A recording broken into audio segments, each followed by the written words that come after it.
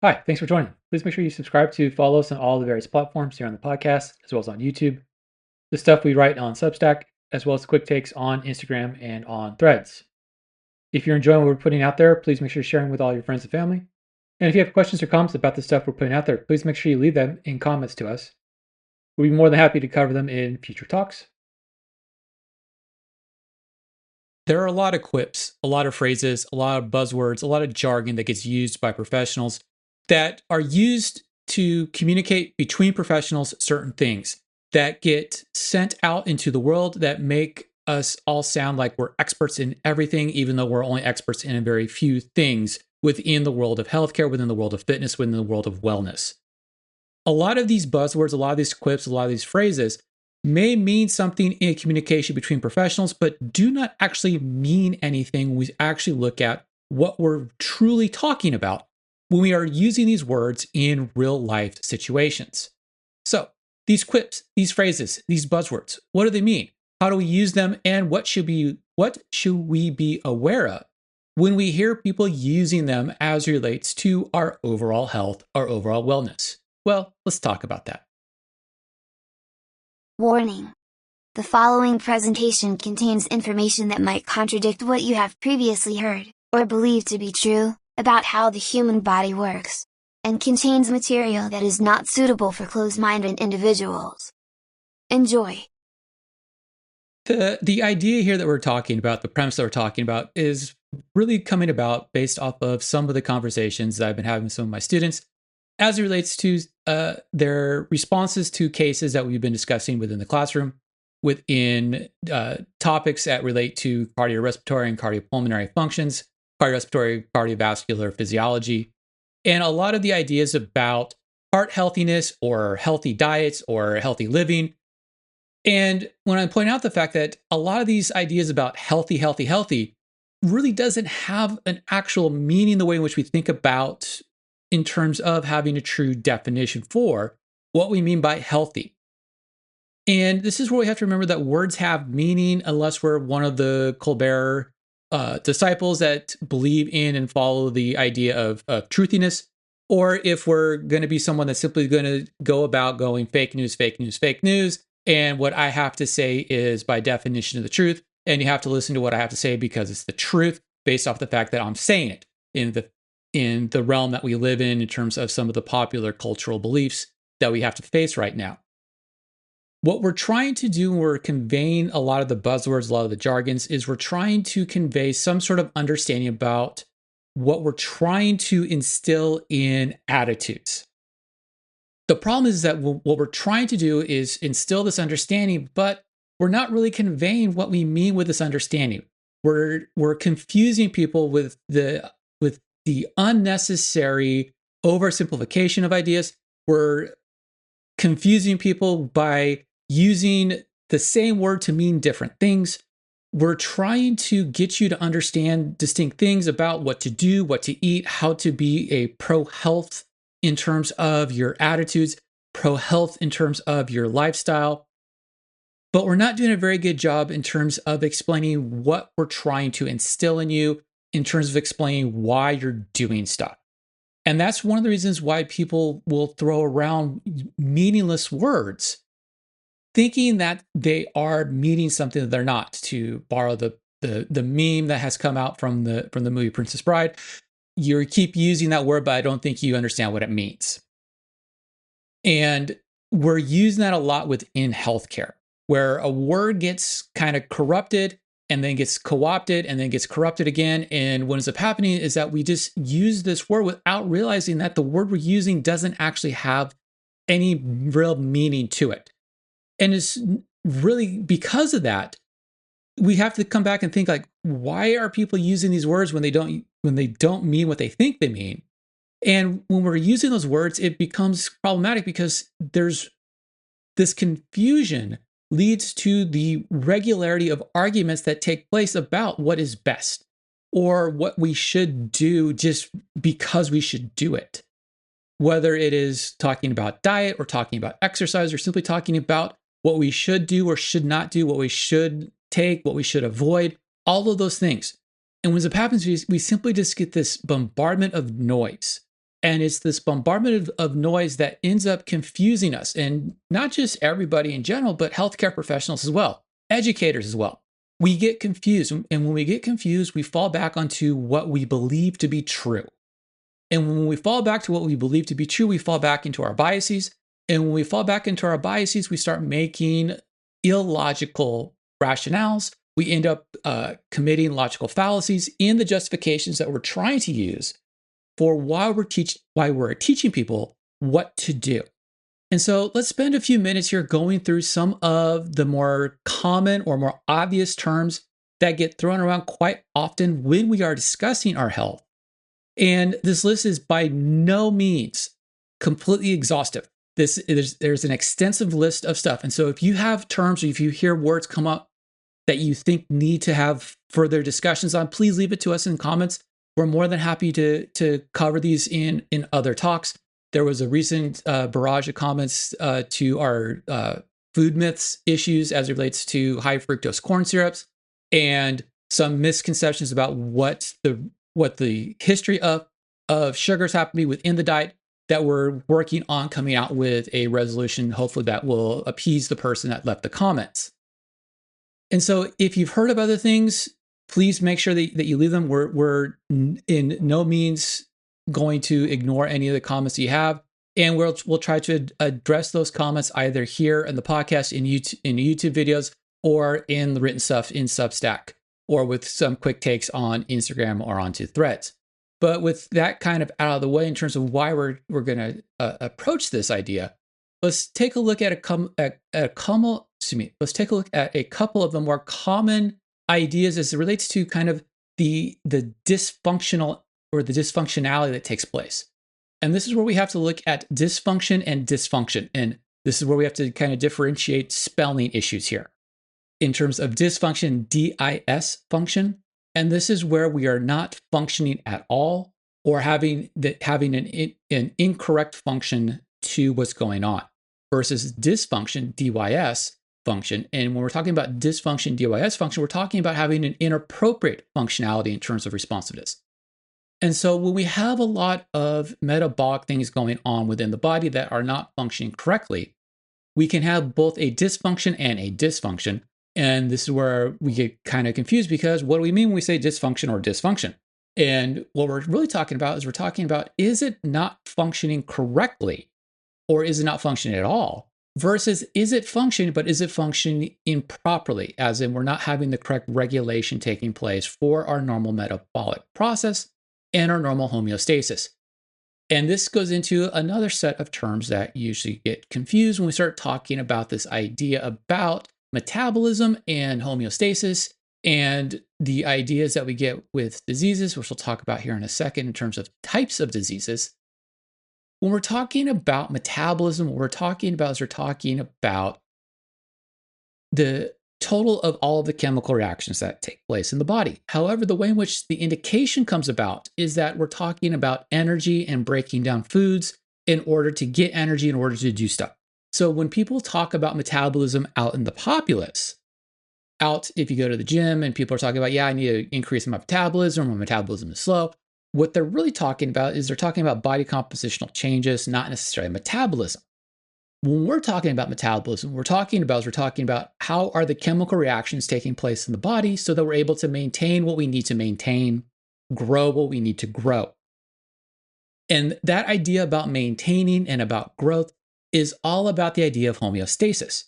And the idea of homeostasis is not that everything is stable, even though if you look at the book definition, that's what is the indication here is. The indication for homeostasis is that everything is optimal, which means that tissues that need to be maintained are being maintained. Tissues that need to grow are growing. The pathways, the chemical reactions that we need to go about doing what they need to do are going about doing what they need to do, so that I'm able to maintain everything that I need to maintain, so that not only can I survive, but I can thrive. The thing that we get right and wrong in that conversation is the idea that, yes, we need energy. But everything in metabolism is not about energy, even though the indication that we have with metabolism is that it's about energy and it's about breaking down food. It's about taking in carbohydrates and using carbohydrates for stuff. It's about taking in fats and using fats for stuff. It's about taking in proteins and using proteins for stuff. The idea that we get from either the food labels on the packages or the way in which people talk about metabolism is that it's energy dependent. It's actually energy independent if we look at what metabolism is actually dealing with. The problem is that metabolism and the way in which people think about metabolism is to think about it in terms of body composition, and that's not the correct way of thinking about metabolism. Metabolism is how I'm able to maintain all of the balances that I need in my body so that I'm able to live and thrive, or if you think about it, be able to perform optimally for whatever I have to do. When I cannot perform optimally, I have some sort of disruption. And that disruption, once again, just like the dysfunction, can have a DIS or a DYS in terms of, is it stopping or is it just not working correctly? When we start looking at this disruption idea, we get into the idea about disease. And this is where I like going back to one of my professors when I was in an undergrad, like to break down terms. And when we look at disease, we have DIS, which means the opposite of, just like dysfunction and dysregulation, DIS. And then ease, where everything is normal. And so when we have a disease, we have stuff that is not working normally or not behaving normally. And so when we start looking at this idea about disease, what we're really talking about is we're talking about the body not working the way the body's supposed to work. In this, we have two types of disease situations. And this is where people will have a different type of indication or different type of idea about what we mean when we say things like an acute disease versus a chronic disease. The difference when we talk about this medically and we talk about this physiologically, the difference between acute and chronic is simply the time duration, not how catastrophic the disease happens to be. An acute disease is something that is typically less than about 2 days. We usually cut it off at about 24 hours to be purely defining acute in terms of injury or illness. Whereas a chronic thing is something that lasts more than 72 hours.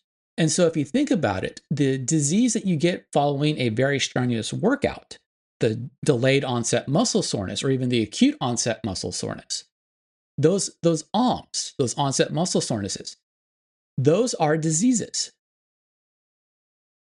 They stay usually within the acute phase of the disease, which means they're not lasting more than 72 hours. But it's a disruption of normal physiological function that is causing some sort of limitation to overall function, which is a disease. The way in which we usually approach things like chronic diseases in terms of like normal conversations is that chronic diseases is something that's going to be more serious than an acute disease. But it's not that something is more serious. It's simply indication that it is lasting longer. Now, there are things that can go from being acute to being chronic. There are a lot of things that we have to worry about in terms of chronic diseases, particularly for all of the stuff we talk about in terms of metabolic issues, in terms of the lifestyle diseases that we keep talking about, that we keep writing about, that a majority of, at least for my research, is focusing on, is these chronic metabolic diseases. The indication that the chronic metabolic diseases have issues for long-term health issues is not because they're catastrophic, it's simply because it's a cumulative effect of having this disease, having this inflammation issue taking place that leads to the issues that we think about as having a more serious impact on our overall health. But acute diseases can have just as catastrophic effect as the chronic diseases can. It's simply just how much longer we happen to have that disease taking place. Within this idea about health, within this idea particularly about the chronic versus the acute disease issues, we start talking a lot about lifestyle interventions. And this is where we get into a couple of other terms that get thrown around kind of willy-nilly that we think have good meaning to it, but really don't have as much good meaning as we think they do, which includes stuff that I throw around a lot, which is this idea about pro-health versus anti-health. when we start looking at this idea about pro health versus anti health, or making better quote unquote health decisions, what we're really talking about is we're talking about making lifestyle choices that's going to reduce the risk for developing inflammation. That's what we're really talking about when we're talking about doing pro health things. Doing things that are going to reduce levels of inflammation within the body, and by reducing levels of inflammation in the body, somehow reduce the relative risk for having the development of some of those chronic metabolic or chronic lifestyle diseases, such as metabolic syndrome, what everybody refers to as diabetes, or developing cardiovascular disease, or developing cancers, or having dementia issues come about. When we start talking about being pro health, what we're really talking about is we're talking about doing things that, even though they might cause some disease temporarily, be an acute disease, something that's going to cause a small bit of inflammation during or right after the episode, the body's able to respond and adapt in such a way that it becomes more resilient and becomes stronger in response to being exposed to that, as opposed to being worn down and broken down because of exposure to it. And a lot of this idea about pro health versus anti health goes into a cascade of events that is how diseases basically set themselves up when we start looking at how we go through basically a stepwise fashion, a feedback loop, so to say, of how stresses cause disruption, and disruption causes dysregulation, and dysregulation causes dysfunction, and dysfunction causes additional inflammation that was not seen with the initial stress, that causes additional inflammation, that leads to the breakdown of tissues, that leads to the onset of disease. And so when we're pro health, what we're doing is we're trying to minimize those secondary steps within the feedback loop, that positive nature of the feedback loop that's going to cause additional responses that will or can cause secondary stresses to come into play, that can cause an accentuation of the inflammation responses.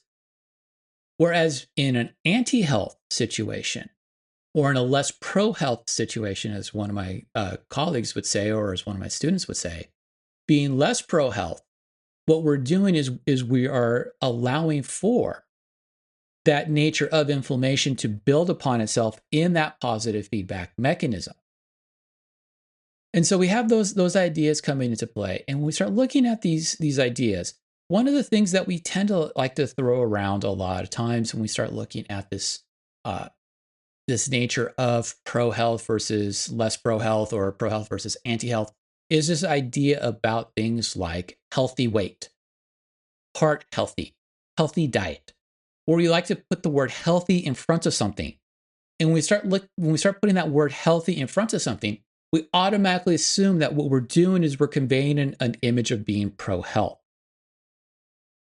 When we use the word healthy weight, the idea here, and once again, this is an idea that we hear all the time, whether it's in the gym, in between family members, or unfortunately within a lot of our medical professionals.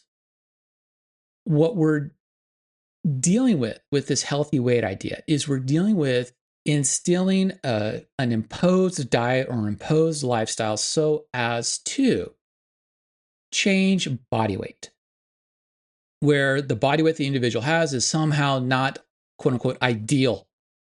And the idea here, or the ideals, I should say here, is based off the faulty premises of BMI and the faulty premises of weight as an indication for health.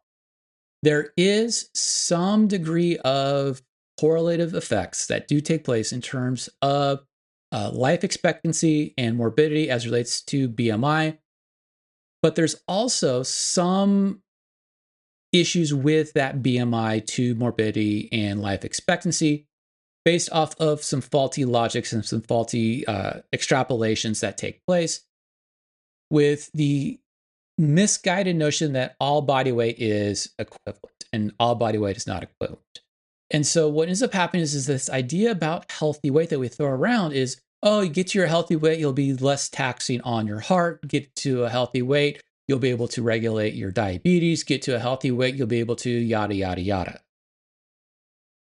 Instead of throwing around ideas about healthy weight, what we should be doing is we should be focusing on the ideas and ideals that get sent out as it relates to the better causal effects that we see as it relates to visceral adipose tissue, as it relates to the issues of overfatness that we've talked about, that we've written on for almost a decade, almost 2 decades now, in terms of this idea about overfatness and visceral fat causing inflammation, that inflammation causing all the issues that we look at in terms of dysfunction, dysregulation, and disease.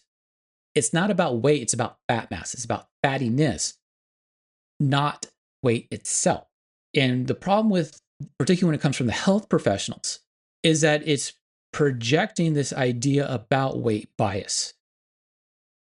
And it's that misconception that our weight equates to our health, and our health can be determined by our weight or by our BMI, which once again is a misnomer, misconception that's out there. Even if the life insurance companies want to use it as an actuary in terms of how much you should be paying for wellness. But the other thing that comes into play that most people are ignoring when they hear about, oh, well, BMI is being associated with increased risk for heart disease, increased risk for blood vessel disease, increased risk for diabetes, increased risk for cancers. It's the less pro-health attitudes that led to fat mass accumulation in that BMI measure, as opposed to weight itself. And when we have this over-important cognizant focus on body weight, it leads to an increased likelihood for having body dysmorphic tendencies. And we've seen it recently with increased relative risks for body dysmorphic tendencies, body dysmorphic behaviors being seen with the movement towards online interactions with individuals due to the distortion that takes place from 3-dimensional objects being squished into 2-dimensional space. The other thing that comes along with this healthy weight idea that is it sounds good, but it's not really what people are talking about, is this nature of needing to do recomposition of the body. And this recomposition of the body, it's a buzzword phrase more than a phrase that's thrown around that doesn't have meaning to it, even though it really doesn't have meaning to it, just like healthy weight really doesn't have meaning to it. The recomposition it's a newer phrase, and by newer phrase, I mean something that's come out within the last few years, even though we've talked about it in abstract. And a lot of the self-proclaimed fitness experts are out there highlighting the need to have a recomposition. I've had a couple of students who've come and asked me about doing cut diets in order to do recomposition of their body after doing a bulking phase. And what it's really doing is it's highlighting changing body composition instead of attempting to lose weight, even though the focus is still on losing weight as it relates to that whole idea about healthy weight idea. The idea is fundamentally sound as it relates to improvement in health, because if I can recomposition the body, that is, if I can shift body composition by increasing fat-free mass, increasing muscle mass, and reducing fat mass, I can improve health. That's what we've shown in our research, that's what others have shown in their research. It's a sound practice. The problem is that it's a sound practice for people who have expression of overfatness. It's not necessarily a sound practice for people who are attempting to be bodybuilders that aren't being competitive bodybuilders. It's just like trying to reach a quote unquote healthy weight can lead to issues with body dysmorphic tendencies, especially if we're doing this in a way where we're comparing our body composition and our body weight to somebody else without understanding all of the factors that come into play as it relates to what causes body composition to be developed and how that body composition is going to relate to our overall health and our overall ability to maintain our optimal performance, our homeostasis. Along with that idea about healthy weight, along with that idea about recomposition as it relates to healthy weight, comes probably the biggest throwaway phrase that is used by healthcare professionals, and that's the idea of healthy diet. And it almost gets gets lump summed in with balanced diet, particularly if you look at any of the advertisements as relates to a lot of particularly the cereal grained products that are out there, where it's part of this healthy balanced diet. The healthy diet and the healthy balanced diet that a lot of practitioners throw around is really nonsensical. There's no definition for a healthy diet that is universally applied. A lot of times when people talk about healthy diet, a lot of times when people talk about balanced diet, what they're really talking about is my diet. What is my dogmatic diet? What is my dietary bias? This is what I think you should be eating. This is what I want you to eat. As opposed to, is your diet having all of the nutrients that are necessary for you to maintain homeostasis? Do you have all of the macros? Do you have all of the micros? Do you have all of the things that you need in order to maintain all of the tissues? Are you meeting what the body needs, not for energy purposes, but for metabolic purposes? And so what we have to remember is that if we're looking at attempting to lose weight, we have to unbalance the diet. We have to somehow change what is taking place. What is taking place within our diet. And by changing what's taking place within our diet, we're able to have the body use the stores that the body has to meet the needs for the body. And so this idea about, follow this healthy, balanced diet and you'll lose weight. If I'm following a healthy, balanced diet, I'm not going to lose weight because the diet is balanced. And so that's where we have to be very careful in terms of throwing around this idea, because what is being balanced? And the idea about the balanced diet and the idea about the healthy diet comes about from not what the science is saying, but from what my biases are saying. And one of the big biases that come into play when we start looking at this idea about healthy diet or balanced diet is the misconception that nutrition and metabolism is about energy. And what is my energy balance? How many calories do I have in my food versus how much calories am I using in a day? And we know for a fact that weight balance and weight maintenance is not about calories, that nutrition is not about calories, that we have to look at the idea about diet, about having a balanced diet, about having a healthy diet in terms of, am I meeting my needs? But more importantly, am I minimizing the potential exposure to disruptors, whether they are metabolic disruptors or endocrine disruptors, and keeping those at a minimum? And that's where we have to look at exposure to the ultra-processed foods or the processed foods. And there's nothing wrong with processed foods. There's nothing wrong with ultra-processed foods in and of themselves. It's about the exposure to all of the stuff within all the diet, that if we can minimize the exposure to those products, we can have a better diet and make better dietary choices. This is where when I talk nutrition with students, we don't talk about having good foods and bad foods. We talk about having good choices and bad choices. And the good choices and bad choices is about meeting the demands that are necessary, but at the same time, reducing the exposure risk to things that can cause disruptions. And this goes into another set of terms that like to get thrown around, which is the consistent diet. And when we start talking about consistent diets, what we're really talking about is we're talking about the idea that we're following not necessarily what we're eating and not necessarily the balance of the timing. What we're talking about is the diet consistently being applied. And if we're looking at maintaining body just right, having a consistent diet is important. However, if we're looking at trying to make any changes in our body, any changes in our metabolism, then the consistent diet can become a hindrance. And that's because of the fact that if we want to make changes, we have to apply a stress, and that stress has to lead to an adaptation. And so if we change our diet, if we change our nutrient intake, it's going to force the body to have to adapt. And it's that adaptation that's going to lead to health changes. And those health changes is a lot of times what we're looking at when we go out seeking advice from our healthcare professionals, from our fitness advisors, where we want to make changes, and we want to make changes that are going to cause stresses, cause things that are going to require us to adapt. In this idea about adaptation, this idea about diet and healthiness, another word that gets thrown around a lot, and it's kind of like the premise for why we're doing this episode, is this idea about heart healthiness and things that are heart healthy, whether it's a heart healthy diet or a heart healthy lifestyle.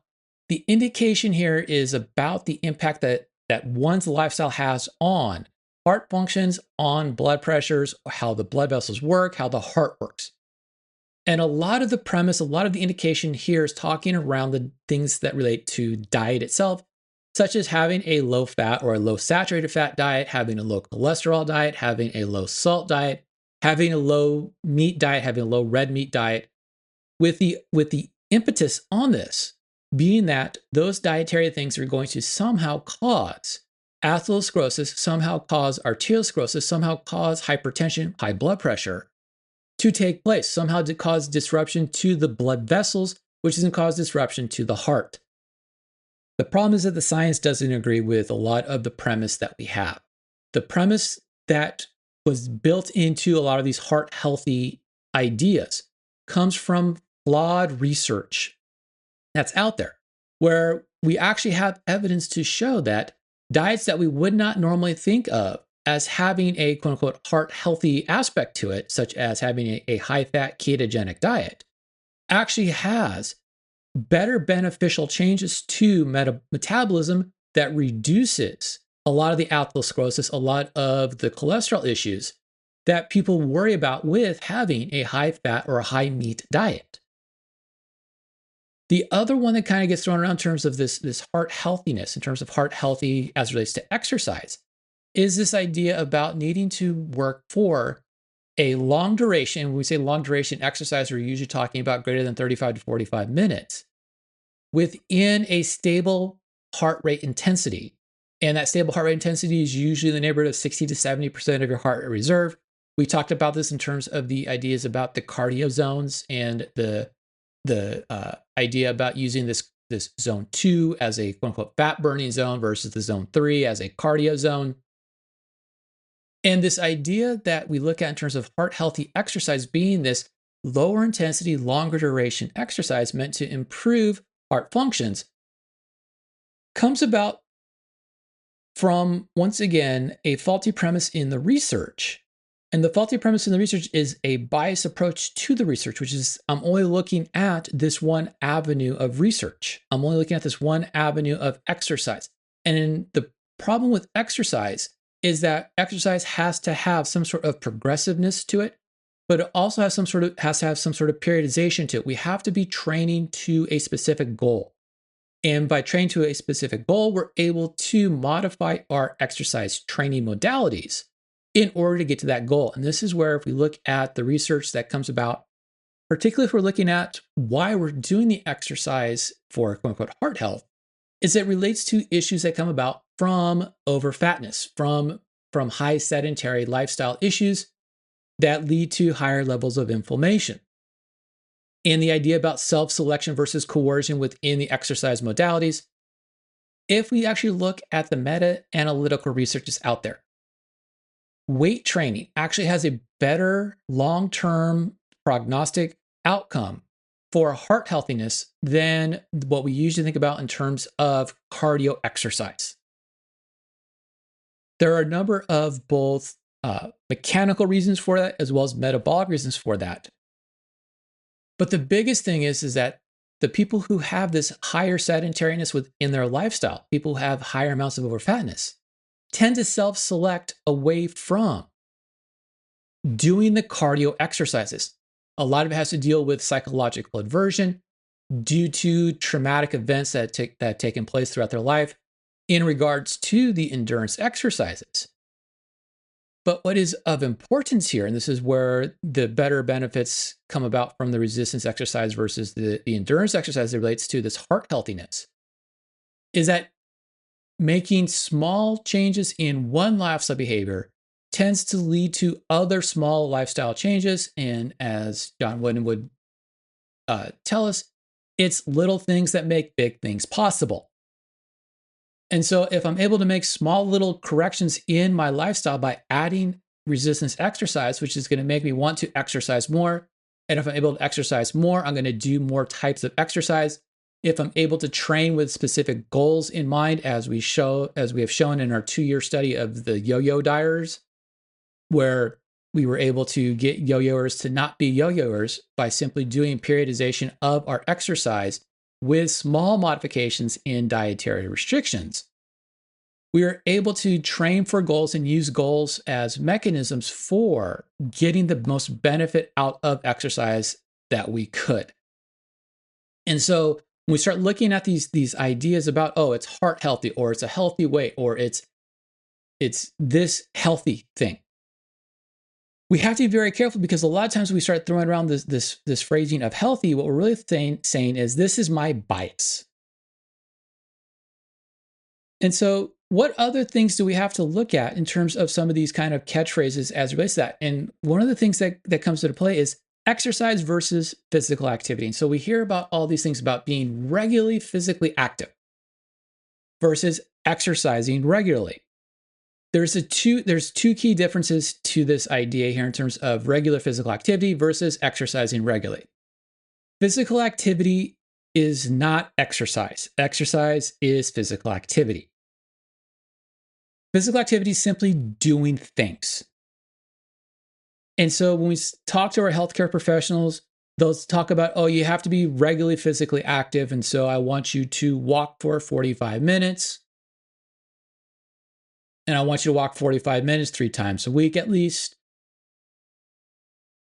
If we were to turn that into an exercise thing, we actually have to look at, okay, you're going to do 45 minutes of walking at a heart rate intensity of 60 to 70% of your heart rate reserve. And then you're going to progressively get higher amounts of intensity in order to get that same heart rate response. Because what's going to happen is that as I start to exercise, I'm going to start seeing positive adaptations to the tissues, to the systems that are being stressed by the exercise. Whereas with physical activity, being physically active is important. Being physically active is important because it's going to increase distinct types of metabolic pathways. It's going to increase the rate of fat utilization, which is going to minimize the fat signaling that can come into play as it relates to inflammation. It's going to reduce inflammation by causing a lessening of stress levels. But if I'm not training, if I'm not being active towards a goal, there's no measurement of adaptations taking place that's going to allow me to know when to work out or when to be more active at or work out at higher intensities, at greater durations. And this is where we get into a conundrum with people who say, oh yeah, I'm going to the gym to exercise. But they do the same thing day after day with the same level of intensity, and they don't see any type of changes, and then they lose interest. And that's because they're confusing what's it mean to be physically active with what does it mean to exercise. Exercise is physical activity with a goal in mind, whereas physical activity is just non-goal oriented exercise. It's stuff you do day in and day out. Whereas exercise is being physically active with a specific goal in mind of, I'm going to be able to bench press 200 pounds 2 times. I'm going to be able to squat my body weight. I'm going to be able to run this mile without having to walk within 2 weeks. And then you train and you do distinct types of physical activity in order to meet those goals. Where if it's, I'm going to run 2 miles without walking, or I'm going to be able to run a mile without walking in 2 weeks, my training might be a combination of doing sprint training versus doing slow intensity training with some sort of combination or some sort of interval training within there, or simply just starting to run and seeing how far can I run before I have to start to walk, and then learning how to pace myself so that I'm able to complete the mile without having to walk. That's where exercise comes to play as opposed to physical activity. And so when people say, oh yeah, you need to be more physically active, they're simply saying you need to not sit on the couch as much. When people say, yeah, I'm going to go exercise, what they're really saying is, I'm going to do specific types of physical activities with a specific training goal in mind, where I'm going to be able to measure whether or not I've reached that goal. Within that physical activity versus exercise, one of the other terms that gets thrown around, will be the last term that we'll talk about within this ideas, within this session here, within this bit of discussion, is the idea of tone and toning up. The indication that here is like other indications, particularly recomposition idea, is that you're losing body fat. That's the idea when we start hearing people about trying to tone up. What they're trying to do is they're trying to lose body fat while either retaining muscle mass or gaining muscle. The indication of gaining muscle tone in this idea, or getting a more toned body, is oxymoronic as it relates to how muscles work in terms of the actual physiology of muscles. What we're really talking about, we're talking about toning up, we're talking about how much subcutaneous fat, how much fat within the skin is still there. The less subcutaneous fat, the more visible the muscle becomes. And that is where people like to think about as being toned. When we start looking at tone in terms of medical, in terms of physiological ideas, what we're really talking about is we're talking about how much of the muscle is being used in a contraction. And so when we start talking about muscle tone and the idea about becoming more toned, we don't mean it scientifically. And that's where we're not growing muscles. We're not getting the muscles to become bigger by themselves in terms of hypertrophy. What we're really talking about is we're talking about losing the subcutaneous adipose tissue.